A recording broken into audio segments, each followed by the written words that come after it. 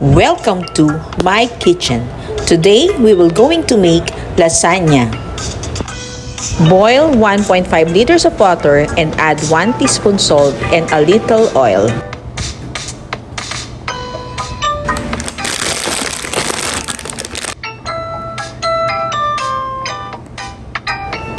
Make sure that the water is boiling before adding the pasta.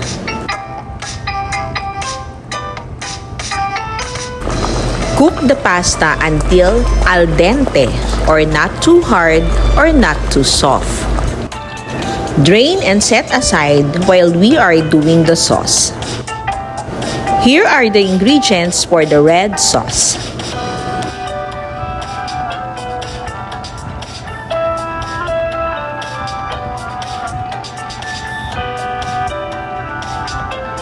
For the red sauce, in the pressure cooker, add 1/3 stick of butter and add 1 tablespoon of olive oil.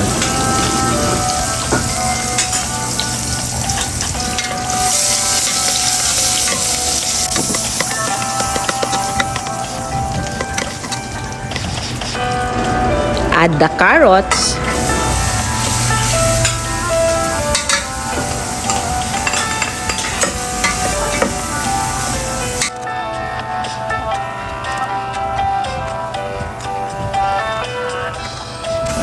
the bell pepper,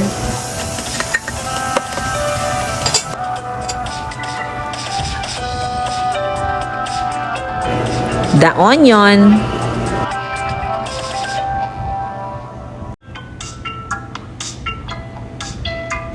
the celery,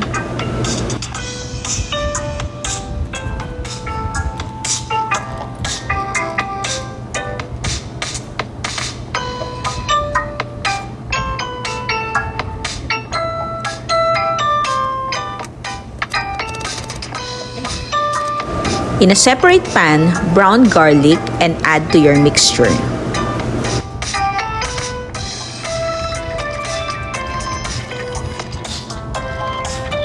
Then add the ground pork and ground beef.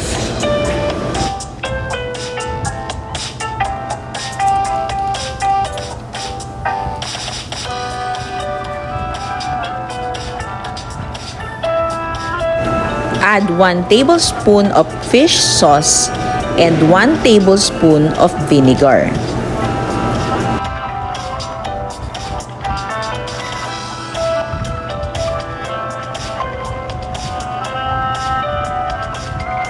Add around 2 tablespoons of tomato paste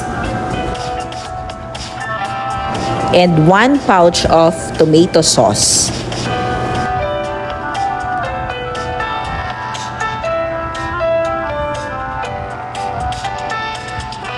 Add 1 cup of beef stock or 1 cup of water with beef cubes.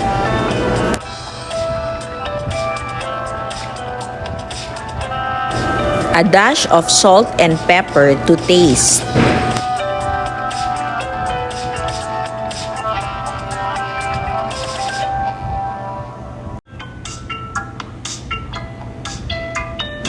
Then pressure cook for 30 minutes at low heat. At very low temperature, add 2 tablespoons of sugar. Add 1 cup or 2 cups of grated cheese.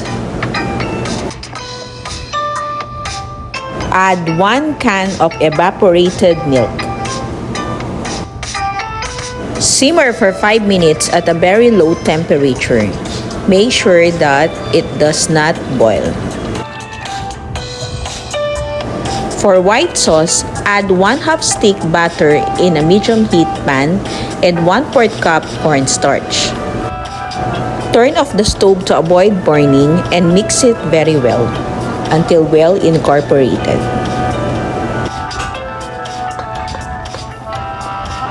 Then add 1 cup milk. Turn on the stove at very low temperature and add another cup of milk. Stir well and add 1 cup of cheese. Add a dash of nutmeg.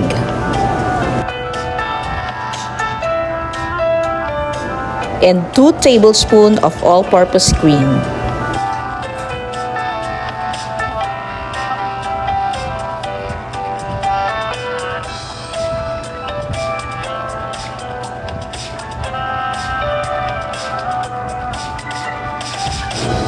Add salt and white pepper.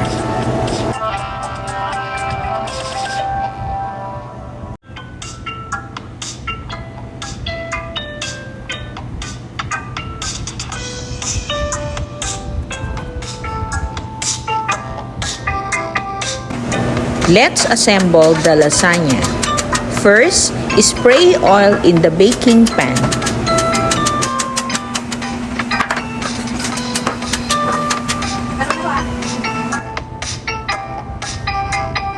Line 3 pieces of pasta at the bottom, then layered with red sauce and white sauce.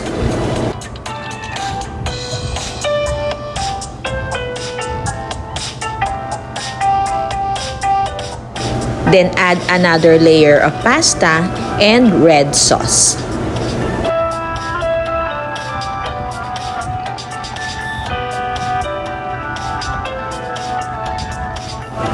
Then add the third layer of pasta and red sauce, and finally add the white sauce.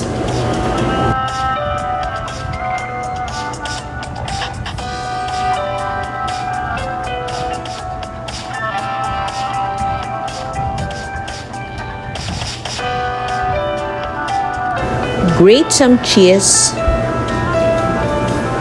top with greens, and repeat with another pans.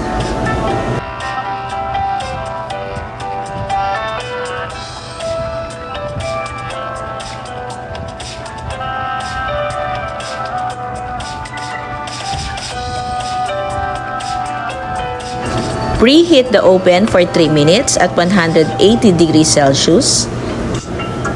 Bake for 30 minutes or until golden brown, and switch places after 15 minutes. For this recipe, I made 2 rectangular pans and 2 round pans.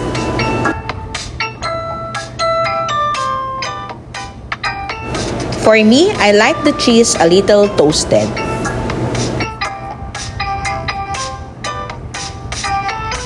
This is Teacher Mylene. Thank you for watching, and please subscribe to my YouTube channel. This is